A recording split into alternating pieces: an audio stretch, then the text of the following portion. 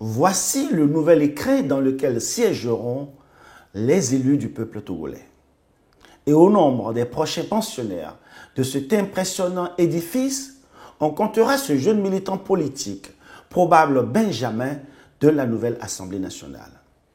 Pour lui, dès l'entame de la législature, les nouveaux élus devraient rapidement fixer le cap des prochains défis politiques du Togo. Les enjeux de la prochaine législature, premièrement, c'est les réformes.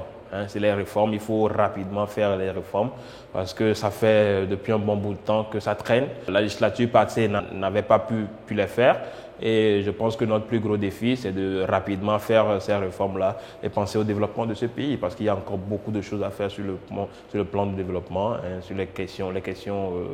La politique politicienne n'intéresse plus trop les Togolais. Il faut maintenant penser à l'économie, à la culture. Il faut diversifier. Pour faire le bonheur des Togolais. Pour le parti majoritaire, les réformes constitutionnelles envisagées semblent même déjà se dessiner de façon précise. Il s'agit essentiellement de 2 points. Le premier, c'est la limitation de mandat. Et le deuxième, c'est le mode de scrutin, un scrutin uninominal à 2 tours. Au moment où les pays environnants ou d'autres États trouvent des formules pour faire sauter le verrou de limitation des mandats, nous nous organisons pour introduire cette modification.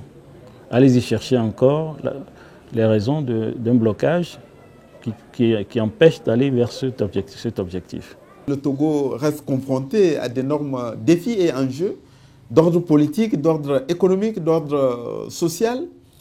Et la nouvelle législature aura vocation avec les autres institutions démocratiques et républicaines, à s'attaquer à ces défis-là.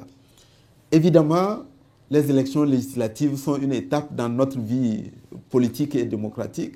Au lendemain de ces élections, il va falloir revitaliser et revivifier le dialogue politique parce qu'il y a encore des réformes à opérer pour continuer à adapter l'édifice institutionnel aux évolutions de notre société.